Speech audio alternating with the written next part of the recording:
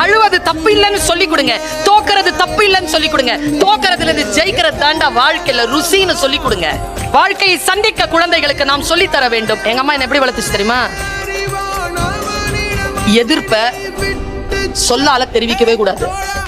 யார் நம்மளை எதிர்க்கிறாங்களோ அவங்க முன்னால உயர்ந்து காட்டிடணும். இதனால என்ன குணம் வளர்ந்துச்சு தெரியுமா? குறிப்பிடாதுன்னு சொல்லிட்டே இருப்பாங்க என் கெமிஸ்ட்ரி டீச்சர். ஒரே பதில் தான், அது ரிட்டையர் ஆகிறதுக்குள்ள அந்த ஸ்கூலுக்கு சீஃப் கெஸ்டா போயிட்டு வந்துட்டேன். அவ்வளவுதாங்க பதில். பிள்ளைகளை அப்படி வளர்த்து விடுங்க, வைராக்கியமா வளர்த்து விடுங்க. இது தடுமாறுச்சுன்னா இது தடுமாறு.